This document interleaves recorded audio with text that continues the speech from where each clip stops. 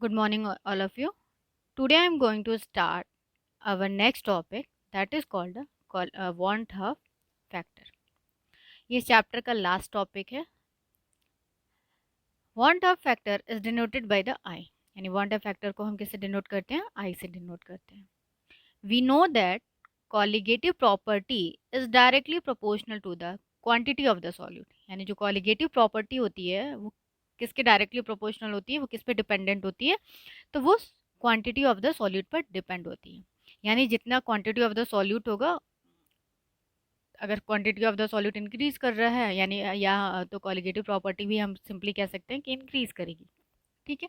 लेकिन प्रॉब्लम वहाँ आती है जहाँ सपोज करो हमने एक कंटेनर ले लिया, इसमें कोई सॉल्वेंट है और उसमें हमने 1 मोल सॉल्यूट को ऐड कर दिया. अब ये 1 मोल ऑफ सॉल्यूट अंदर जाते ही क्या कर रहा है? 2 मोल में डिवाइड हो जाए. ठीक है. या फिर हम कह सकते हैं कि डिसोसिएट हो जाए. या फिर दूसरी कंडीशन क्या हो सकती है कि हमने इस कंटेनर में क्या किया, सॉल्वेंट ये रखा हुआ है, इसमें क्या किया, हमने 2 मोल ऑफ सॉल्यूट जो है वो ऐड किया. जैसे ही 2 मोल सॉल्यूट इसके अंदर हमने डाला तो ये 2 मोल जो सॉल्यूट है अंदर जाने के बाद 1 मोल में कन्वर्ट हो जाए. यानी क्या हो रहा है? जुड़ जा रहा है, मतलब एसोसिएट हो जा रहा है. तो यहाँ पे क्या होगा, क्वांटिटी जो होगी वो चेंज हो जाएगी. मतलब जैसा हमने कॉलिगेटिव प्रॉपर्टी सोचा था वैसा नहीं आएगा. ठीक है.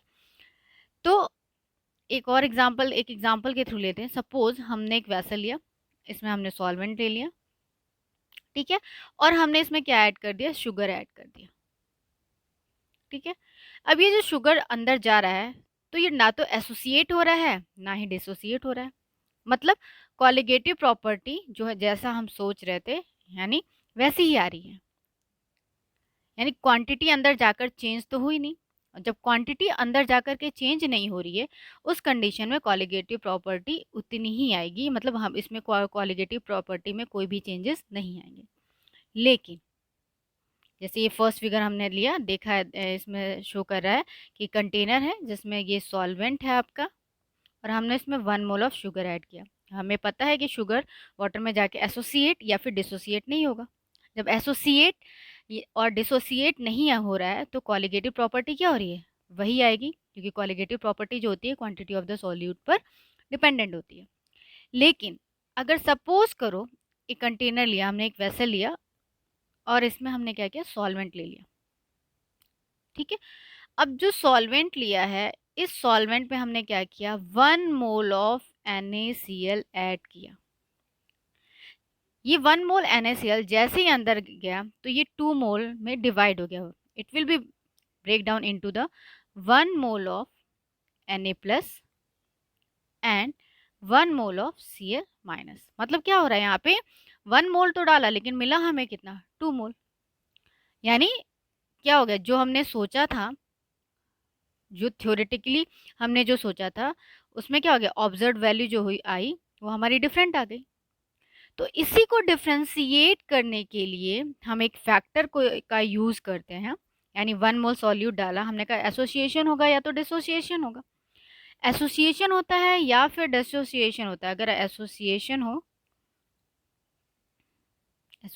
हो या फिर हमारा डिसोसिएशन होगा. ठीक है. तो एसोसिएशन हो या फिर डिसोसिएशन होगा तो उस कंडीशन में थ्योरेटिकली जैसा हमने सोचा था कॉलिगेटिव प्रॉपर्टी वो प्रैक्टिकल यानी ऑब्जर्व वैल्यू के इक्वल नहीं आएगी. यानी दोनों वैल्यू डिफर कर जाएगी. इसी को डिफ्रेंशिएट करने के लिए हम एक फैक्टर का यूज करते हैं, that is called a van't Hoff factor and it is denoted by i. यानी अगर हम आई देखें तो आई इज इक्वल टू क्या हो जाएगा, i that is equal to the observed colligative property divided by theoretically colligative property.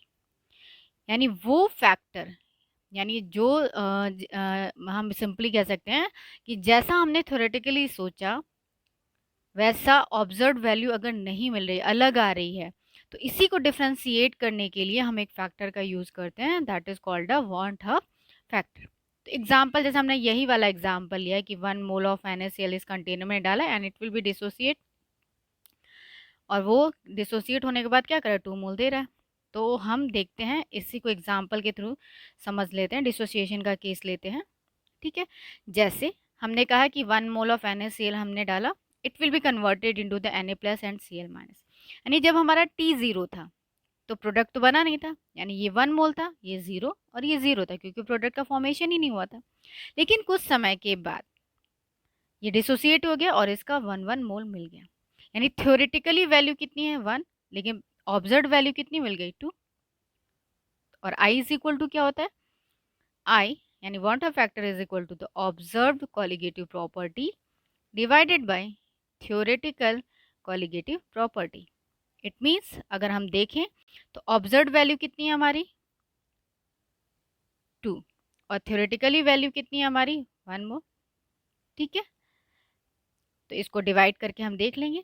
ठीक है, और यानी I इज इक्वल टू कितना हो गया 2/1 observe colligative property divided by theoretical colligative property. यानी इसमें हम जो हमारे जो ऑब्जर्व कोलिगेटिव प्रॉपर्टी थी वो क्या हो रही है, थ्योरेटिकल कोलिगेटिव प्रॉपर्टी से डिफरेंशिएट आ रही है। इसी के बिहार पर हम कुछ प्रॉपर्टी भी देख लेते हैं डिसोसिएशन के केस में, कि क्वांटिटी ऑफ सॉल्यूट क्या होगा, इंक्रीज करेगा। तो क्या होगा, क्योंकि क्वांटिटी ऑफ सॉल्यूट जो होता है it is directly proportional to the colligative property, और वी कैन से दैट कि colligative property is directly proportional to the quantity of the solute. अगर quantity of the solute increase कर रहा है तो कोलिगेटिव प्रॉपर्टी भी क्या होगी, इंक्रीज करेगी, और मोलर मास क्या हो जाएगा, डिक्रीज करेगा। तो ये तो था हमारा डिसोसिएशन का केस।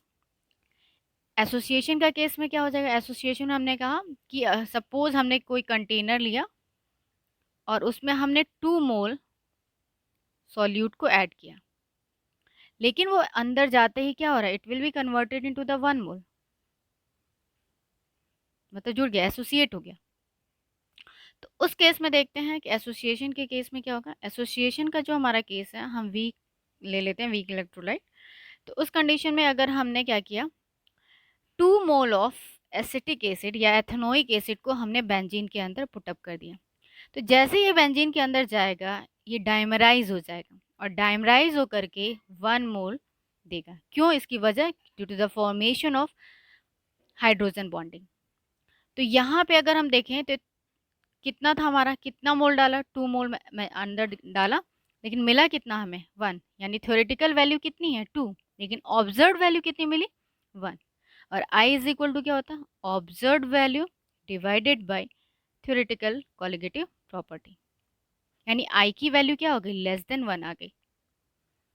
तो ये हमारा एसोसिएशन केस है। अब इसी पे प्रॉपर्टी भी हम देख लेते हैं कि अगर quantity of the solute decrease करेगा, तो क्वांटिटी ऑफ सॉल्यूट क्या होता है, डायरेक्टली प्रोपोर्शनल होता है कोलिगेटिव प्रॉपर्टी के। तो अगर क्वांटिटी ऑफ सॉल्यूट डिक्रीज करेगा तो कोलिगेटिव प्रॉपर्टी भी क्या होगी, डिक्रीज करेगी, एंड मोलर मास क्या होगा, इंक्रीज करेगा। मोलर मास के बिहार पर अगर हम I को लिखना चाहते हैं, वांट ऑफ फैक्टर को, तो that is equal to the I is equal to van't of factor is equal to theoretically molar mass divided by observed molar मास।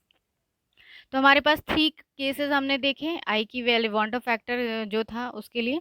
एक कंडीशन थी कि अगर हमने सॉल्यूट को कंटेनर के अंदर डाला, सॉल्वेंट में डाला, तो ना तो वो सॉल्यूट डिसोसिएट हुआ और ना ही एसोसिएट हुआ।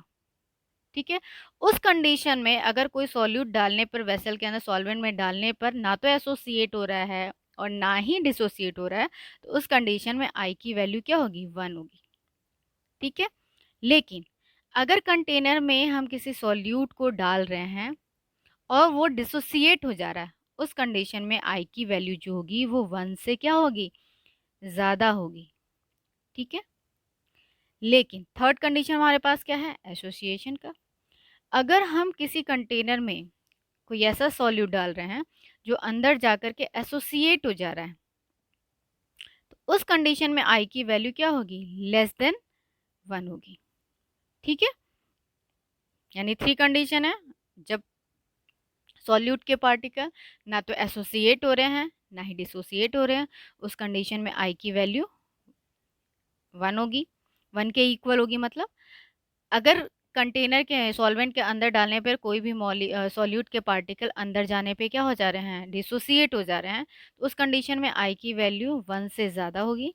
और अगर कंटेनर में सॉल्यूट के पार्टिकल डालने पर वो एसोसिएट हो जा रहे हैं, तो उस कंडीशन में आई की वैल्यू जो होगी वो लेस देन 1 होगी। कुछ और एग्जांपल्स देख लेते हैं। तो इसी कंडीशन में सपोज हम फॉर वीक इलेक्ट्रोलाइट के लिए दे रहे हैं एसोसिएशन एंड डिसोसिएशन के कंडीशन में, दोनों को हम देखेंगे degree of dissociation and degree of association के कंडीशन में। ओके, सपोज कोई रिएक्शन दे रखी है AN is reversible to Na, AN से हमें क्या मिल रहा है, Na मिल रहा है। जब हमारा T 0 था, यानी रिएक्शन प्रोसीड नहीं हो रही थी, तो AN जो था वो 1 था, और जब बना ही नहीं तो वो 0 का। आफ्टर सम टाइम इससे कुछ अमाउंट जो है वो निकल गया, तो 1 minus alpha, degree of dissociation क्या होता है, अल्फा होता है, डिसोसिएट कर रहा है, तो 1 माइनस अल्फा, 1 में से अल्फा वैल्यू निकल गए, और यहाँ पे क्या बना, एन अल्फा। आई की वैल्यू क्या कहती है, I is equal to the क्या होता है, observed colligative property divided by theoretical colligative property. Observed colligative property क्या है हमारी, ये यानी 1 minus alpha plus n alpha, और थ्योरेटिकली कितने था, ये 1 ही मोल तो था। जब हम इसको सॉल्व करेंगे तो वैल्यू क्या आ जाएगी, i is equal to 1 plus alpha n minus 1। अगर ये वैल्यू हम इधर शिफ्ट कर दें, तो हम अगर अल्फा एन माइनस 1 को इधर लेके आते हैं, देन इज इक्वल टू क्या हो जाएगा, आई माइनस 1। और अगर हम अल्फा निकालना चाहें तो अल्फा इज इक्वल टू क्या हो जाएगा, i minus 1 divided by n minus 1। या हम इसको ऐसे भी लिख सकते हैं कि alpha is equal to 1 minus I divided by 1 minus n, that is the alpha. Okay, तो यहाँ से ये तो हमारा केस क्या था, हमारा डिसोसिएशन का केस था, हमने निकाल लिया। अब हम नेक्स्ट जो कंडीशन देखेंगे एसोसिएशन के केस में। ठीक है, तो नेक्स्ट हमारा एग्जांपल जो है फॉर एसोसिएशन। यहाँ पे हम for association degree of association को हम बीटा से डिनोट करें। कई बुक्स में बीटा से भी शो करता है, कई बुक्स में अल्फा से भी इसे हम शो करते हैं। ठीक है, तो अल्फा से भी हम शो कर सकते हैं और कई बुक में बीटा से, तो हम यहाँ पे बीटा से शो कर रहे हैं। ठीक है, अब हमने जो एग्जांपल लिया है वो लिया है एथेनोइक एसिड वाले एथेनोइक एसिड को।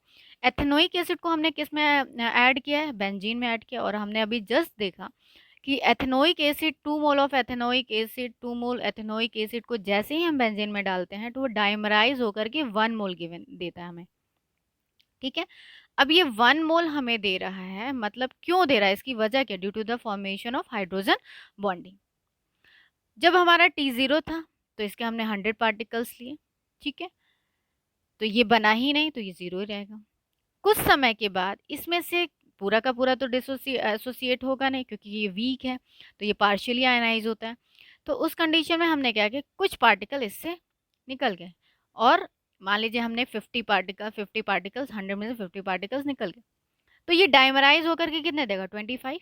और आई क्या कहता है, आई कहता है observed colligative property divided by theoretical colligative property. Observed हमारी क्या है, ये, और थ्योरेटिकल कितनी है, 100, जितना पार्टिकल हमने लिया। तो हम आई इज इक्वल टू क्या लिख सकते हैं, आई इज इक्वल टू हम लिख सकते हैं, अब ये 50 निकल गया, 50 प्लस 25 कितना हो गया, 75 हो गया, डिवाइडेड बाई 100। इसको जब हम सॉल्व करेंगे तो ये की वैल्यू कितनी आएगी, 0.75। देखो आई की वैल्यू क्या हो रही है, लेस देन 1 आ रही है। ठीक है, एसोसिएशन के केस में हमने जस्ट बोला कि जो आई की वैल्यू होगी वो क्या होगी, 1 से कम होगी। ठीक है, अब हम यहाँ पे अल्फ़ा देख लेते हैं कि अगर हम इसके कंडीशन में अगर हम डिग्री ऑफ एसोसिएशन निकालें, या बीटा भी हमने अभी कहा कि बीटा भी हम शो कर सकते हैं। तो यहाँ पे हमने एक रिएक्शन ली है, Na is goes to An। जब टाइम आपका 0 था, यानी ये रिएक्शन प्रोसीड नहीं थी, T जब 0 था। तो इसका कितना मॉलिक्यूल लिया हमने? 1 मॉलिक्यूल ले लिया और ये 0 बना। कुछ समय के बाद इसमें से कुछ अमाउंट निकलेगा, यानी 1 में से क्या हुआ, हमने डिग्री ऑफ एसोसिएशन को बीटा से डिनोट, अल्फा से भी हम कर सकते हैं। इतना अमाउंट निकल गया, तो ये कितना बनेगा? Beta by n. ये कैसे हुआ? देखो, जब इसका एन था तो 1 दिया, तो इसका जब 1 होगा तो कितना हो जाएगा? 1। जब 1 होगा, 1 इसका होगा तो 1 बाई एन, तो वही तो है बीटा बाई एन। तो बीटा इज इक्वल टू क्या हो जाएगा? Beta by n. ठीक है। अब यही वैल्यू हमको क्या करनी है? आई की वैल्यू आई के फॉर्मूले में पुटअप करनी है। तो आई इज इक्वल टू क्या होता है? Colligative, observe colligative property divided by theoretical colligative property. Observe colligative property क्या है हमारी? ये है, यानी हम क्या लिख सकते हैं? I is equal to 1 minus beta plus beta by n divided by theoretical कितना था? 1 मॉलिक्यूल लिया था हमने, 1 पुटअप कर दिया। अब हम इसको सॉल्व कर लेंगे। जैसे ही हम सॉल्व करेंगे तो आई इज इक्वल टू क्या हो जाएगा? 1 minus beta plus beta by n. अगर ये वैल्यू हम इधर लेकर के आए तो क्या लिख सकते हैं? Beta plus beta by n is equal to 1 minus I.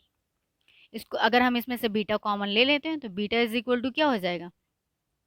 Beta is equal to हो जाएगा, सॉरी, अगर बीटा हम कॉमन लेते हैं बीटा, तो फॉर्मूला क्या हमारा होगा? 1 plus 1 by n is equal to 1 minus आई।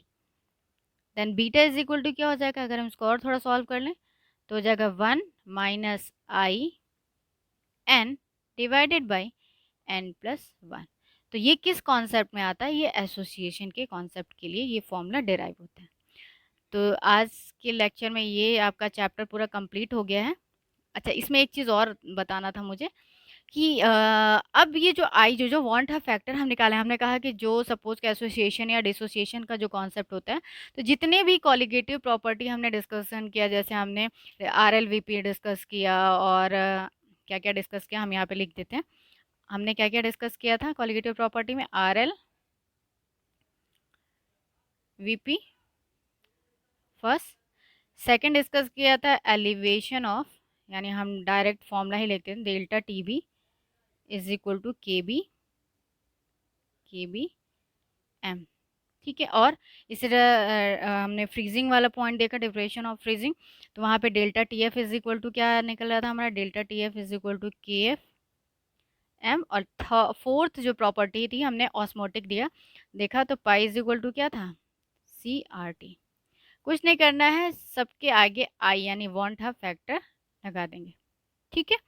तो इस तरीके से हम सारी चीज़ें हम लोगों ने देख ली, इससे रिलेटेड न्यूमेरिकल भी हैं, हम नेक्स्ट लेक्चर में सॉल्व करेंगे। तो ये आज के लेक्चर में आपका चैप्टर कंप्लीट हो गया है। किसी को भी अगर किसी तरह का कोई डाउट होता है तो वो पूछ सकता है।